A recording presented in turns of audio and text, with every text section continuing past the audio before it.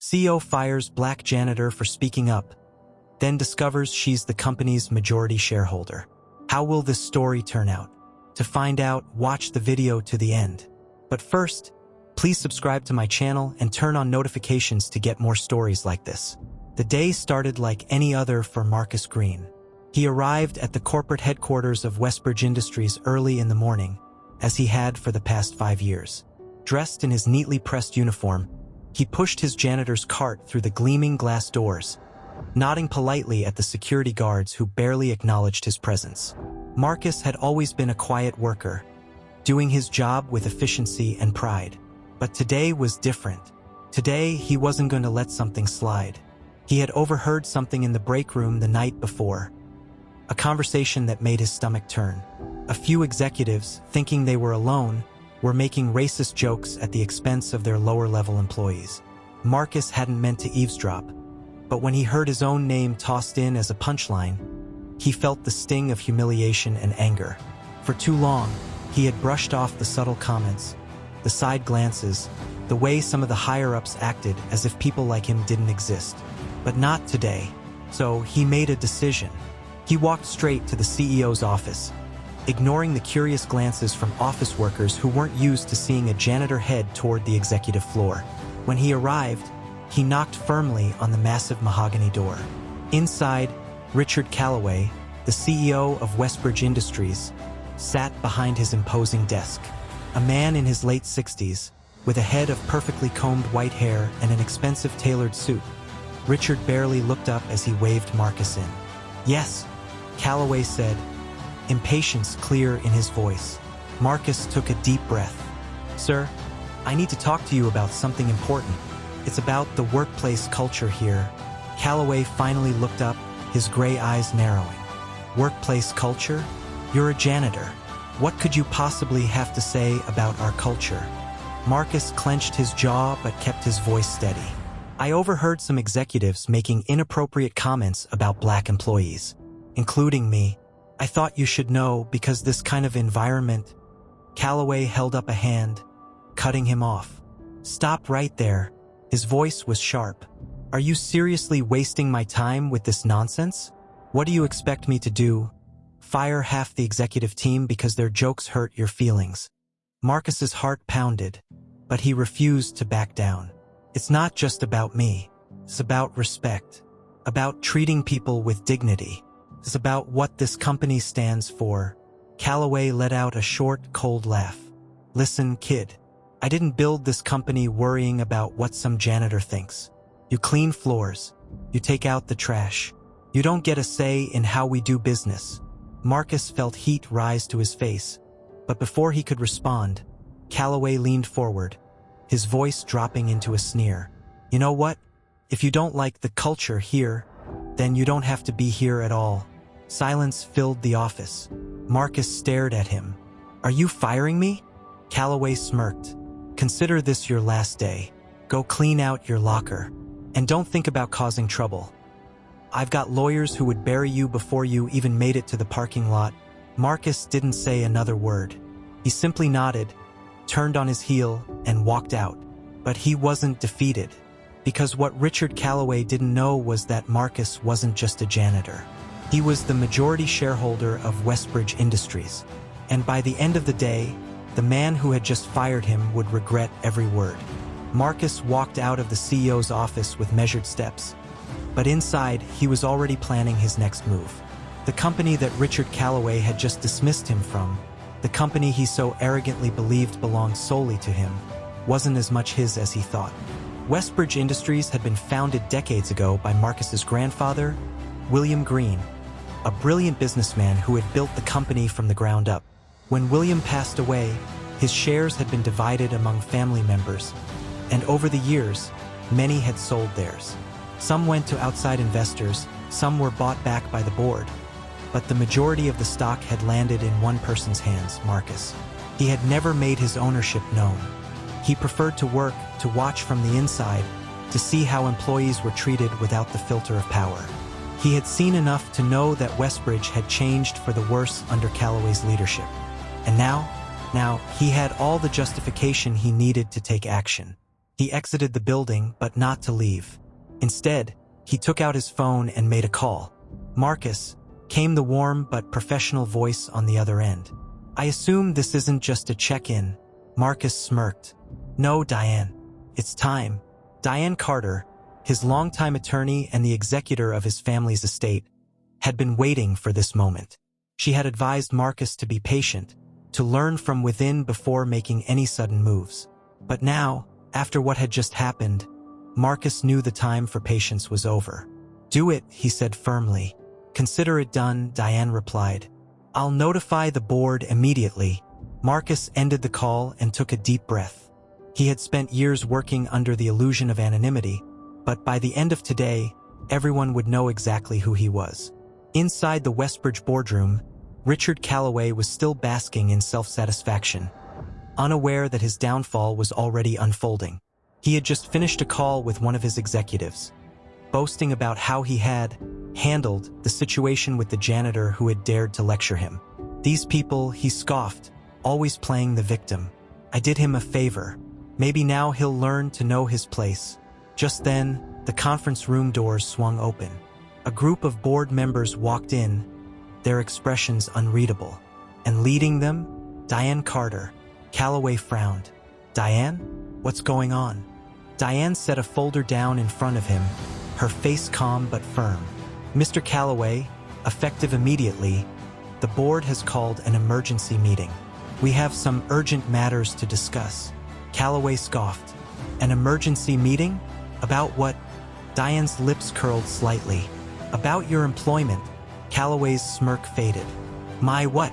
Diane took a seat at the table and folded her hands. "You see, Mr. Calloway, it has come to our attention that you have been engaging in behavior that does not reflect the values of Westbridge Industries. Your actions toward employees, your disregard for ethics, and, most recently, your outright termination of a certain individual have all raised serious concerns." Calloway's face twisted with irritation. "I can fire whoever I want. I'm the CEO." Diane's smirk grew. "Actually, you're not." Calloway's stomach dropped. "Excuse me?" At that moment, the doors opened again, and in walked Marcus Green. No uniform, no janitor's cart, just a man in a tailored suit, confidence in his every step. Calloway stood up so fast his chair nearly toppled over. "What the hell is this?" Marcus didn't answer right away. He let the moment sink in, let Calloway's confusion grow. Then he spoke. "You fired me today," he said simply, "because you thought I was just a janitor." Calloway's mouth opened, but no words came out. Marcus took a seat at the head of the table, his rightful place. "I own 53% of this company," Marcus continued, "which means I am the majority shareholder. And as of this moment, I am exercising my right to remove you from your position." Calloway's face turned a deep shade of red. "You can't do this." Diane cleared her throat. "Actually, we can. And we already have." She slid a set of documents across the table. "These are your termination papers. You no longer have any authority here, Mr. Calloway." Silence. Then Calloway exploded. "This is outrageous. This is a damn coup. I built this company." Marcus leaned forward. "You built nothing. You inherited a position that was never meant to be yours. And you ran this company into the ground with your arrogance and ignorance." Calloway's fists clenched. "I'll sue." Marcus smiled. "Go ahead. But you won't win." Diane pushed another set of documents toward him. "Security will escort you out now. I suggest you go peacefully." Calloway was shaking with rage, but he knew he had no choice.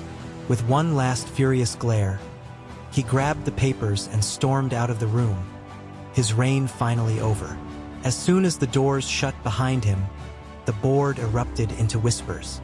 Marcus looked around the table. "Now," he said, "let's talk about real leadership."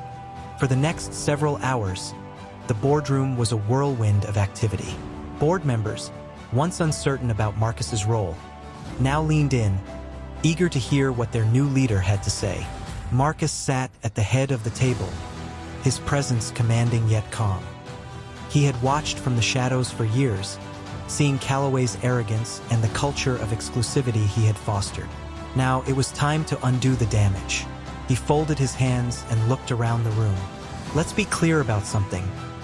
Westbridge Industries is about to change. A few members exchanged wary glances. One of the older board members, Charles Whitman, cleared his throat. "Mr. Green, call me Marcus," he interrupted. Charles nodded. "Marcus, I think we can all agree that Richard Calloway's leadership had its issues, but you've just taken an unprecedented step. Removing a CEO so suddenly, shareholders are going to have concerns." Marcus nodded, expecting this hesitation. "And I'll address every concern they have. But let's be honest, we all knew Calloway was bad for this company. The only difference between you and me is that I had the power to do something about it."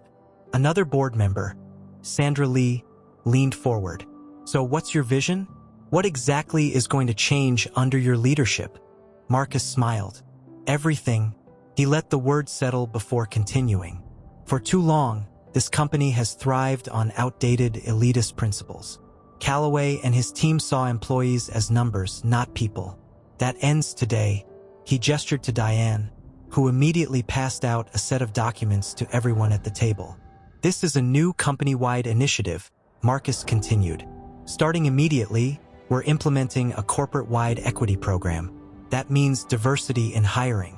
That means executive training on inclusivity. That means ensuring that employees at every level feel valued." A few board members flipped through the documents, eyebrows raising. Charles frowned. "This is quite the overhaul." Marcus met his gaze. "It has to be. Calloway cultivated a toxic culture that rewarded arrogance and punished honesty. If we want to compete in today's market, we have to change how we treat people." Sandra tapped her pen against the table. "And what about the executive team? You're going to face pushback." Marcus smirked. "Not from the ones who keep their jobs." The room went silent. Diane cleared her throat and spoke for the first time. "Mr. Green has already begun reviewing executive conduct records. Anyone found responsible for unethical or discriminatory behavior will be removed." Murmurs rippled through the room. Some of the more complacent board members looked uncomfortable. Others, particularly the ones who had witnessed Calloway's worst moments, looked relieved. Effective immediately, Marcus continued, "We will begin restructuring. We will be rewarding employees who have shown dedication and integrity. The people who have been ignored for too long." He leaned forward, voice firm. "That means promotions for overlooked talent. That means investment in training programs. That means ensuring that no one, from the janitor to the CFO, feels like they don't belong here." Sandra nodded slowly. "And you think the shareholders will be on board with this?" Marcus smiled. "They will be. Because I am the majority shareholder." Silence. And then, one by one, the board members nodded. Charles finally leaned back with a resigned sigh. "You're serious about this?" Marcus didn't blink. "Dead serious." Sandra set down her pen. "Then you have my support." One by one, the others followed. Marcus had won. He had stepped into the light, claimed his power, and now, Westbridge Industries belonged to its rightful leader. And Richard Calloway? He was nothing more than a bad memory. The next morning, the news broke like a shockwave. Westbridge CEO fired in surprise leadership overhaul. Corporate shakeup. Richard Calloway ousted by unexpected majority shareholder. Meet Marcus Green, the janitor who was actually the boss. Media outlets scrambled to cover the unprecedented shift in power. Journalists speculated about what had happened behind closed doors, while business analysts tried to make sense of how the most powerful man in Westbridge Industries had been blindsided. Meanwhile, at corporate headquarters, the real work had begun. Marcus spent his morning in back-to-back meetings with department heads, reassuring the workforce that change was coming. Not just in leadership, but in culture. He stood before a room of mid-level managers, addressing their concerns. "I know this transition is sudden, and I know many of you are wondering what it means for your jobs. Here's the truth. If you've been doing your job with integrity, you have nothing to worry about. But if you've been part of the problem, if you've enabled a toxic workplace, then yes, things are going to change." There was a shift in the room, a mix of relief and nervous glances. Some managers looked guilty, others looked hopeful. Marcus continued, "We're implementing new employee feedback systems. No more top-down policies that ignore the people who actually run this company. We're restructuring HR to ensure employees at every level have a voice. And most importantly, we are making this a place where people want to work." A woman in the front row raised her hand hesitantly. "And what about Callaway's old executive team? Are they staying?" Marcus didn't hesitate. "Not all of them. Some have already resigned. Others will be replaced after a thorough review. This isn't just about leadership. It's about accountability." Nods of agreement spread through the room. For too long, employees had lived in fear of being ignored, of being mistreated, of being disposable. But now they saw a real leader at the helm. And that made all the difference. Across town, in a luxury penthouse office, Richard Callaway was having a very different kind of morning. He sat at his massive desk, gripping a glass of whiskey, watching in horror as the morning news anchors discussed his fall from grace. "This is unprecedented," one analyst said. Marcus Green was completely under the radar, yet he controlled the majority of Westbridge Industries. Callaway never saw it coming. Richard gritted his teeth. How had this happened? How had he, the most powerful man in the company, been outmaneuvered by a janitor? His assistant knocked hesitantly on the door. "Sir, you have a call from the legal team." Callaway scowled. "Put them through." The voice on the other end was cold. "Richard, we need to talk. There's an internal investigation underway into your financial dealings at Westbridge. With Marcus Green in charge, he's digging into company records. And what he's finding isn't good." Callaway's grip tightened on his glass. "What are you saying?" The lawyer hesitated. "I'm saying you might want to lawyer up."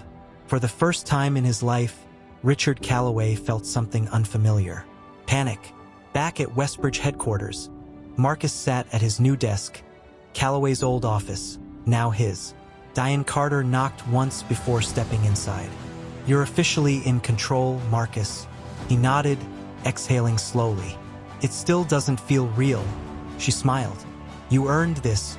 He glanced out the window, the city skyline stretching before him. "It's not just about me.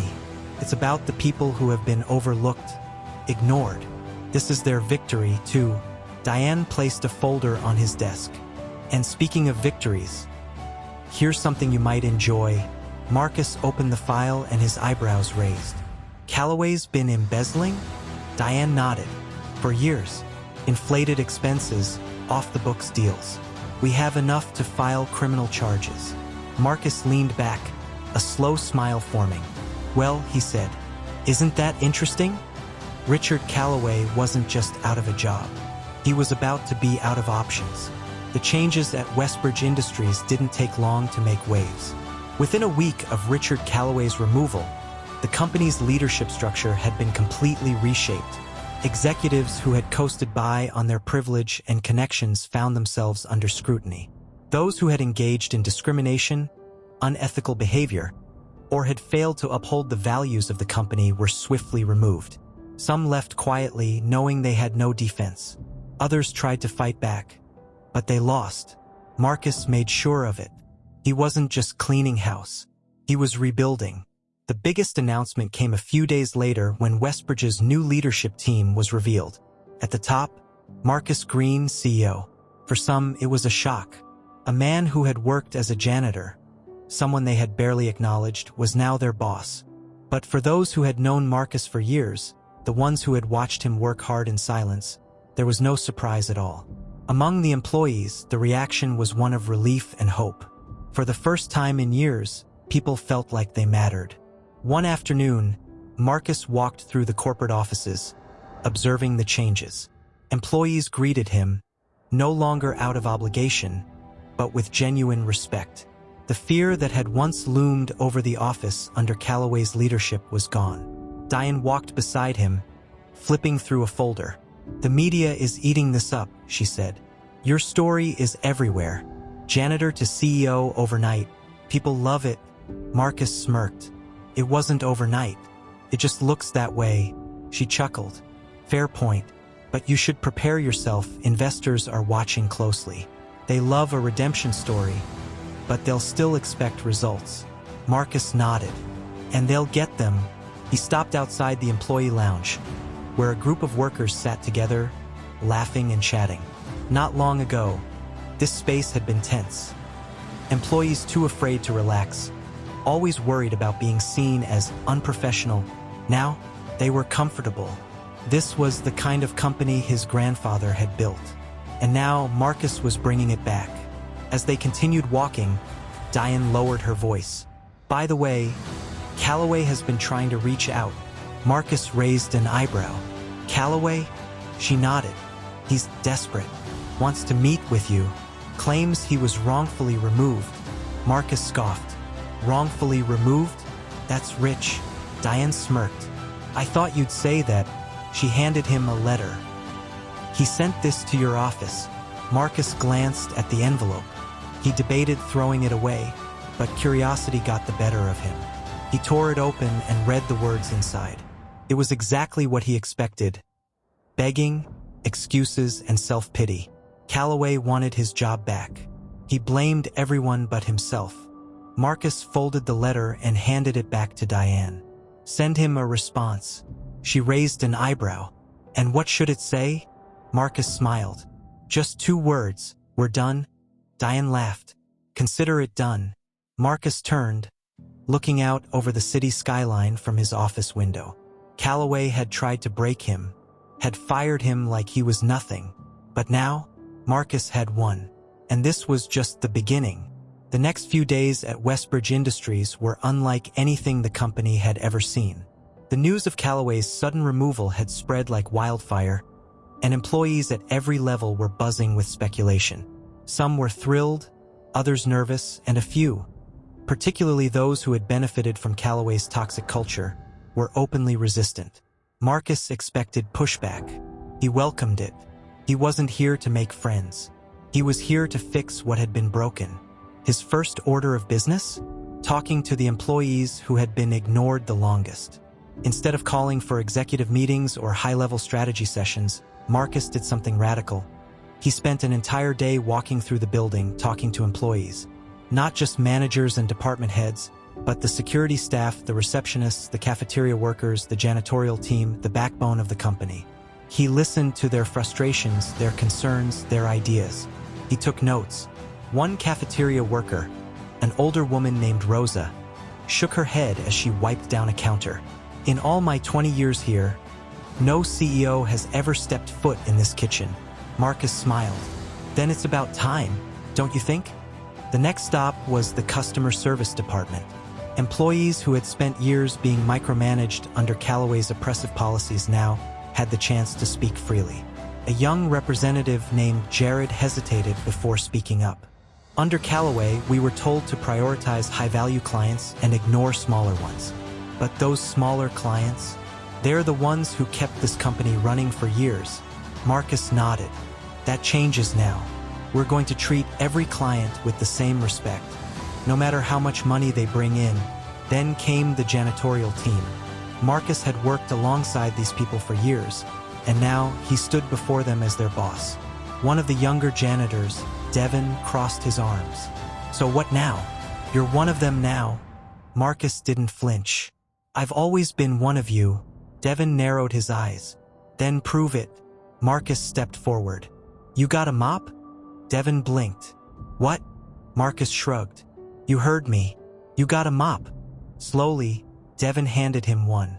Without hesitation, Marcus took off his suit jacket, rolled up his sleeves, and started mopping the floor.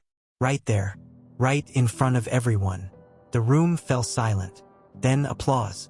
One by one, employees started to nod in approval. Because for the first time, they weren't just being talked at. They were being seen. Marcus handed the mop back and smiled. I don't need to prove who I am, but I will prove that things are going to be different. And from that moment forward, Westbridge Industries would never be the same again. Over the next several days, the ripple effect of Marcus's takeover spread throughout Westbridge Industries. Employees whispered in the hallways, unsure of what to expect. Some feared massive layoffs. Others hoped for long overdue changes. And the executives, especially those who had been Callaway's closest allies, were panicking. One by one, Marcus had them called into meetings, sitting across from them with Diane at his side, reviewing their records, their behaviors, and their treatment of employees. Some had been complacent, turning a blind eye to Callaway's actions. Others had actively participated in the culture of exclusion, using their positions to suppress and demean lower-ranking staff. For those who had simply stood by and watched, Marcus gave them a choice. You commit to change, to actively improving the workplace, or you step down. Some agreed, their heads low with shame. Others resigned on the spot, unwilling to work under Marcus's leadership. And then there were those who had crossed the line too far. One by one, Marcus fired the worst offenders without hesitation. These were the people who had directly participated in Callaway's toxic environment, the ones who had mocked employees, denied promotions based on bias, and silenced anyone who spoke out. Marcus made it clear Westbridge Industries would no longer tolerate discrimination, exclusion, or abuse of power. The news spread fast. Employees, particularly those who had suffered under Callaway's leadership, felt the shift. The energy in the building changed. People walked taller. They spoke freely. They began to believe that maybe, just maybe, things would be different now. And Marcus? He walked through the halls not as a janitor, but as the man who now held the power. One afternoon, as Marcus was reviewing restructuring plans with Diane, his assistant knocked on the office door. "Sir, you have a visitor." Marcus glanced up. "Who is it?" The assistant hesitated. "Richard Callaway." Diane raised an eyebrow, but Marcus simply nodded. "Send him in." A moment later, Callaway strode into the office, or rather, stormed in. His once perfectly pressed suit looked slightly disheveled, his face red with anger. Marcus leaned back in his chair. "Richard, what brings you here?" Callaway's hands slammed onto the desk. "You think you can just take everything from me?" he seethed. "You think you can humiliate me and get away with it?" Marcus exhaled slowly, clasping his hands together. "I didn't take anything from you, Richard. You lost it. The moment you let arrogance and hatred guide your leadership, your days here were numbered." Callaway's jaw clenched. "You have no idea what you're doing. You're going to ruin this company." Marcus met his gaze, unwavering. "No, Richard. I'm saving it." Silence hung between them. Finally, Callaway let out a bitter laugh. "You really think this is over?" Marcus smiled. "I don't think it's over. I know it is." Callaway glared for another moment, but he knew it too. With one last scoff, he turned on his heel and stormed out of the office, out of Westbridge Industries for good. Diane let out a low whistle. "Well, that was dramatic." Marcus chuckled. He was never going to go quietly. She studied him for a moment. "You know, Marcus, you could have taken over years ago. Why wait until now?" Marcus leaned back, looking out the window at the company his grandfather had built. Because sometimes, to truly understand a company, you have to see it from the ground up. Diane smiled. "And now?" Marcus turned back to her, his expression firm. "Now we rebuild." With the board's approval secured, Marcus wasted no time in enacting his vision for Westbridge Industries. The first order of business? A company-wide meeting. Employees at every level, from executives to administrative staff, warehouse workers to janitors, were called into the grand auditorium inside Westbridge's headquarters. The murmurs in the crowd were endless. Speculation was running wild. Had the rumors about Callaway's sudden firing been true? Who was really in charge now? And why was everyone required to be here? The lights dimmed slightly as the large projector screen at the front of the room flickered to life. The words, "New Leadership, New Vision," appeared on the screen in bold letters. Then Marcus stepped onto the stage. Gasps rippled through the room. Employees who had known him only as a janitor stared in disbelief. The executives who had dismissed him as invisible now shifted in their seats, their expressions unreadable. Marcus took his place at the podium, scanning the crowd. "My name is Marcus Green," he began, his voice steady and strong. "Many of you know me as the janitor who walked these halls for years. But what you didn't know is that I am also the majority shareholder of Westbridge Industries. A wave of stunned silence followed. Marcus continued. For years I watched. I listened. I saw how this company operated, not from the top floor, but from the ground up. And what I saw was a company that had lost its way. He let the words settle. I saw hardworking people being overlooked. I saw executives who treated lower-level employees as disposable. I saw leaders who forgot that businesses are built by people, not just numbers on a spreadsheet. A few employees in the crowd nodded subtly. Some of them had experienced this treatment firsthand. Marcus took a step forward, his presence commanding. That ends today. Effective immediately, we are implementing sweeping changes at every level of this company. We are restructuring leadership. We are enforcing policies that protect and respect every worker. We are investing in the people who make this company what it is. A murmur of cautious optimism spread through the room. Some executives sat stiffly, clearly uncomfortable. Others watched with a mixture of curiosity and growing respect. Marcus's expression hardened slightly. And to those who believe this company should remain in the hands of the elite few, who think leadership is about power rather than responsibility, let me be clear, he locked eyes with the executives in the front row. There is no place for you here. Silence. Then, somewhere in the back of the room, applause. It was hesitant at first. Then, another person joined in, and another. Within seconds, the entire auditorium erupted into a standing ovation. Marcus exhaled, letting the energy fill the space. This was what true leadership looked like. This was the future of Westbridge Industries. Marcus wasted no time in setting his plans into motion. The very next morning, he walked into the executive suite, a place he had once only seen while emptying trash bins. But today, he wasn't there to clean up after anyone. He was there to clean house. The executives who had once ignored him now stood in uneasy silence, waiting for the meeting to begin. Some of them shifted in their seats. Others avoided making eye contact altogether. They all knew why they were there. Marcus set his folder down and let the silence linger for a moment before speaking. "Good morning," he said, his voice calm but firm. "Let's not waste time. As you all know, there's been a shift in leadership. And with that shift comes new expectations." He glanced around the room, reading the faces of the people who had once looked down on him.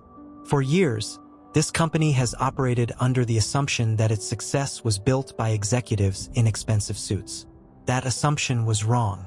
The real success of Westbridge Industries comes from the people who work in the warehouses, the janitors who clean the floors, the administrative staff who keep things running. Some executives nodded along, others stiffened. Marcus continued, "Under my leadership, this company will no longer tolerate discrimination, elitism, or the toxic culture that was encouraged under Callaway. That era is over." He turned to Diane, who handed out a stack of termination letters. The executives began flipping through the pages, their faces turning pale as they realized what was happening. "This is outrageous," one of them finally blurted out. "You can't just fire half of us." Marcus folded his hands.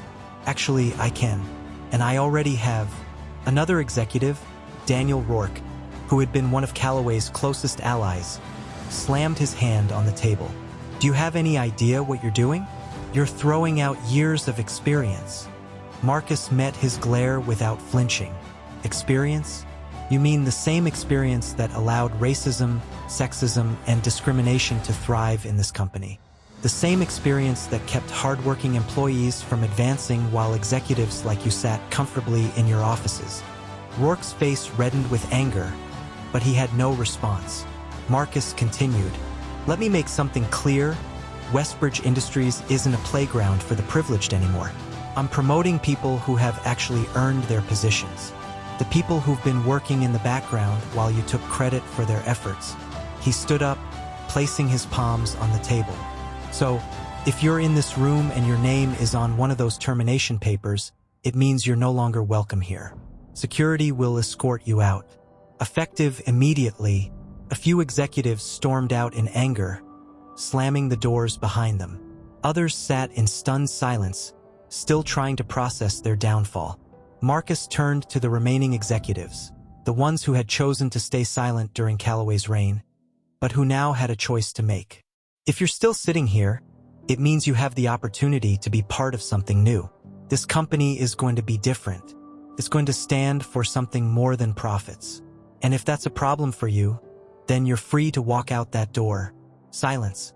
Then, slowly, one by one, the executives who remained nodded. Marcus exhaled. The purge was over. Now, the real work could begin. Marcus wasted no time in setting his plans into motion. The very next morning, he walked into his office, the CEO's office. The same one Richard Calloway had occupied just a day before.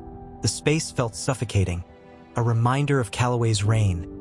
Cold, impersonal, and entirely unwelcoming. The walls were lined with expensive, meaningless art, and a massive, oversized desk loomed in the center of the room, an obvious power play.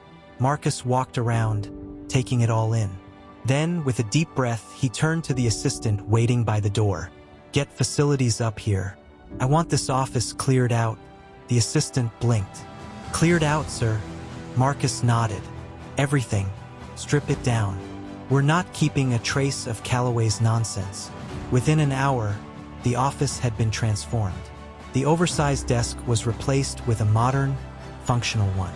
The walls, once adorned with ego-driven decor, were now filled with Westbridge's history, portraits of the employees who had been there since the beginning, including Marcus's grandfather.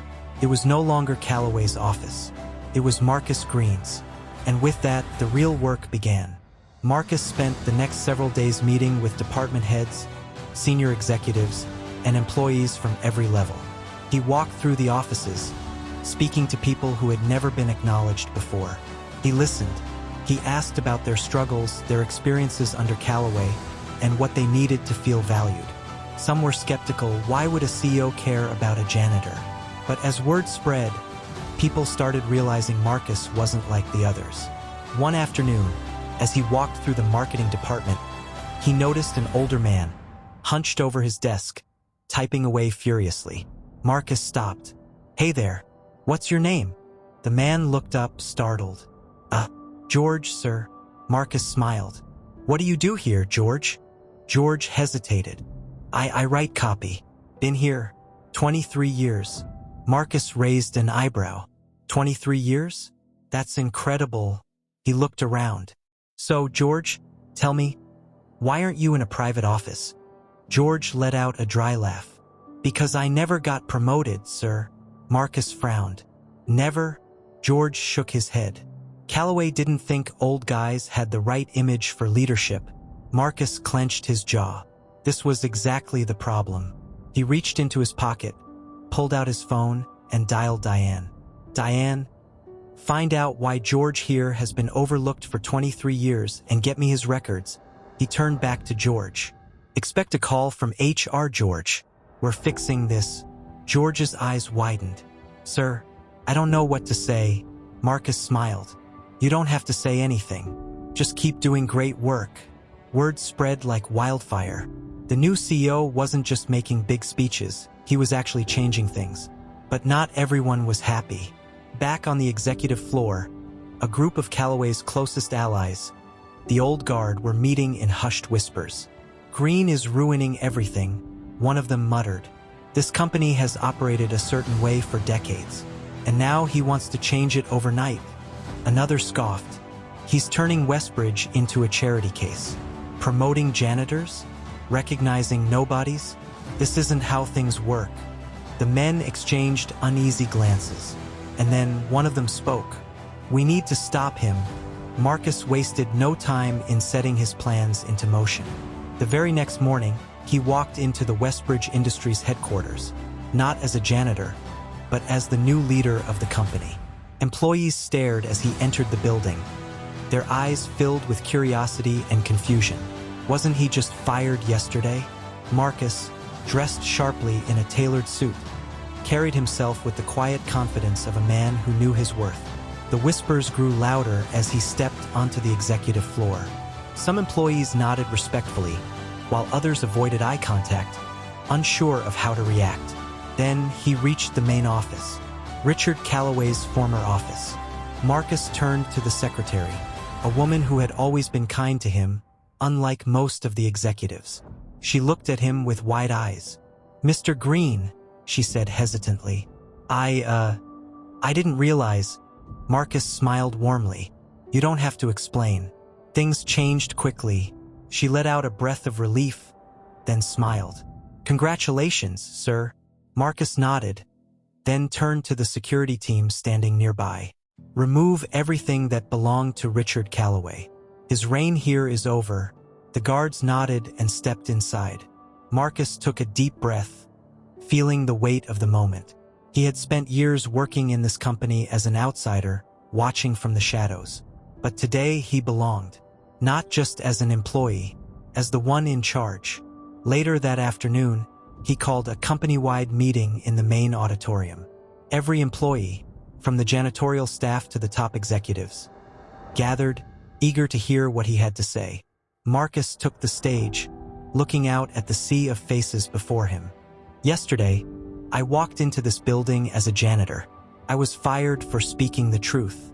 And today, I stand before you as the majority shareholder and new leader of Westbridge Industries." A murmur rippled through the crowd. Some people smiled. Others sat in stunned silence. Marcus continued, "For too long, this company has been run by people who valued power over people. That ends today. From now on, Westbridge will be a place where hard work is rewarded, not ignored, where character matters more than connections, where no employee, ***, no matter their job title, is treated as less than." A loud cheer erupted from the lower-level employees, the workers, the assistants, the people who had been overlooked and undervalued for years. Marcus nodded. "There will be changes. Those who have contributed to this toxic culture will be held accountable. And those who have been overlooked, you will be seen." The applause grew louder. He turned to the janitorial staff, the people who had worked beside him for years. Many of them looked emotional. "I know what it's like to be ignored, to be dismissed, to be treated as if your work doesn't matter. And I promise you, that will never happen again." Tears welled in some employees' eyes. Marcus looked across the crowd, his heart pounding with conviction. This is just the beginning. Westbridge will rise again. But this time, it will be built on integrity, respect, and fairness. The entire room erupted into applause. For the first time in a long time, Westbridge Industries had a leader worth following. And Marcus? He had finally stepped into the power he was always meant to have. The janitor had become the boss, and the company would never be the same again.